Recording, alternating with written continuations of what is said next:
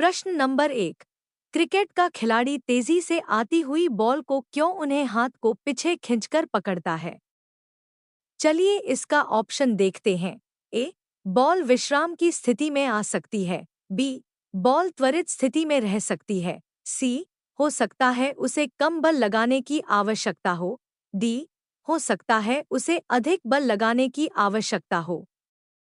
इसका उत्तर है option number A.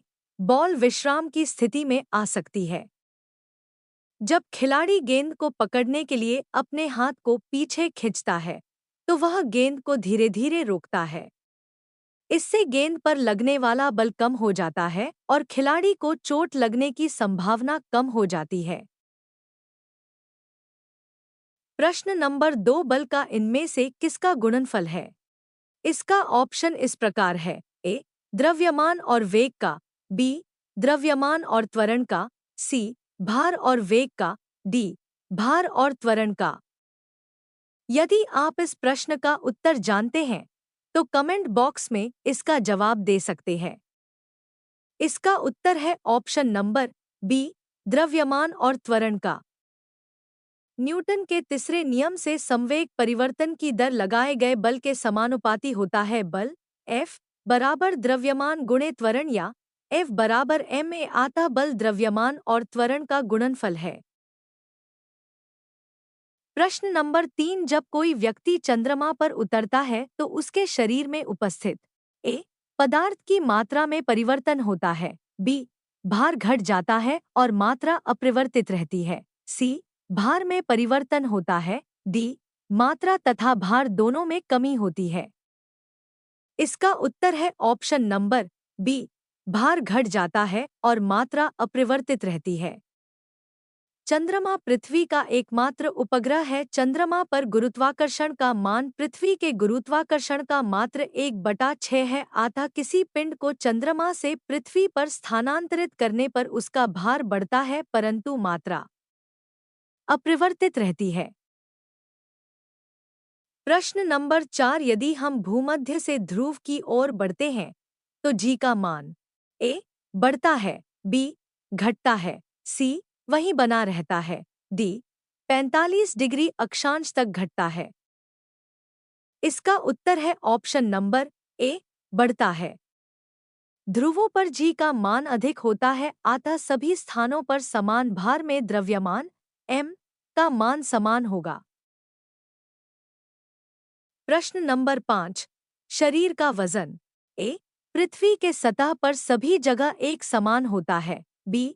ध्रुवों पर अधिक होता है। सी। विषुवत रेखा पर अधिकतम होता है। डी। मैदानों की तुलना में पहाड़ियों पर अधिक होता है। यदि आप इस प्रश्न का उत्तर जानते हैं तो कमेंट बॉक्स में इसका जवाब दे सकते हैं। इसका उत्तर है बी। ध्रुवों पर अधिक होता है। मानव शरीर का भार ध्रुवों पर अधिकतम होता है। गुरुत्वीय त्वरण का मान ध्रुवों पर सबसे अधिक तथा भूमध्य रेखा पर सबसे कम होने के कारण मानव शरीर या पिंड का भार ध्रुवों पर अधिक होता है तथा भूमध्य रेखा पर 0 होगा। प्रश्न नंबर 6। व्यक्ति पृथ्वी की सतह की तुलना में चंद्रमा की सतह पर अधिक ऊंचा क्यों उछल सकता है? ए। चंद्रमा की सतह खुरदरी होती है। बी। चंद्रमा का कोई वायुमंडल नहीं होता है। सी। चंद्रमा में गुरुत्वाकर्षण बल के कारण त्वरण पृथ्वी की तुलना में कम होता है। डी। चंद्रमा पृथ्वी से अधिक ठंडा होता है। इसका उत्तर है सी। चंद्रमा में गुरुत्वाकर्षण बल के कारण त्वरण पृथ्वी की तुलना में कम होता है। चंद्रमा पृथ्वी का एकमात्र उपग्रह है। चंद्रमा पर गुरुत्वाकर्षण का मान पृथ्वी के गुरुत्वाकर्षण का मात्र 1/6 है। अतः किसी पिंड को चंद्रमा से पृथ्वी पर स्थानांतरित करने पर उसका भार बढ़ता है परंतु मात्रा अपरिवर्तित रहती है। प्रश्न नंबर 7। 20 केजी के वजन को जमीन के ऊपर 1 मीटर की ऊंचाई पर पकड़े रखने के लिए किया गया कार्य कितना जूल होगा? ए। 20 जूल। बी। 200 जूल। सी। 981 जूल। डी। 0 जूल। इसका उत्तर है ऑप्शन नंबर डी। 0 जूल। व्यक्ति द्वारा बल लगाया गया परंतु वस्तु द्वारा कोई विस्थापन तय नहीं किया गया अर्थात इसका विस्थापन शून्य होगा जिससे कार्य भी शून्य होगा। प्रश्न नंबर 8। यदि धरती की घूमने की गति घूर्णन बढ़ा दी जाए तो भूमध्य रेखा पर पिंड का वजन ए बढ़ जाएगा, बी घट जाएगा, सी कोई परिवर्तन नहीं होगा, डी 2 गुना हो जाएगा। इसका उत्तर है बी घट जाएगा। यदि पृथ्वी की घूर्णन गति बढ़ाई जाती है तो भूमध्य रेखा पर पिंडों पर लगने वाला प्रभावी वजन कम हो जाएगा। इसका कारण यह है कि घूर्णन की गति द्वारा उत्पन्न संतुलन बल वजन को कम करता है, इससे वस्तुओं का वजन भूमध्य रेखा पर कम महसूस होगा। प्रश्न नंबर 9।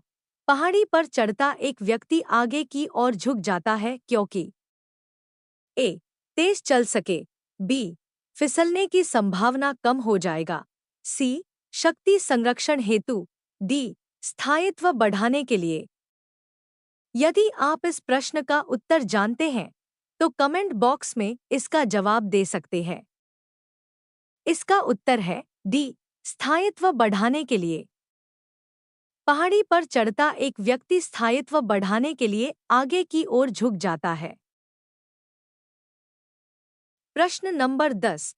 पीसा की ऐतिहासिक मीनार तिरछी होते हुए नहीं गिरती है क्योंकि ए इसके गुरुत्व केंद्र से जाने वाली ऊर्ध्वाधर रेखा आधार से होकर जाती है, बी इसके गुरुत्व केंद्र से जाने वाली ऊर्ध्वाधर रेखा आधार से होकर नहीं जाती है, सी इसके पीछे ईश्वरीय प्रभाव है, डी यह एक आश्चर्य है।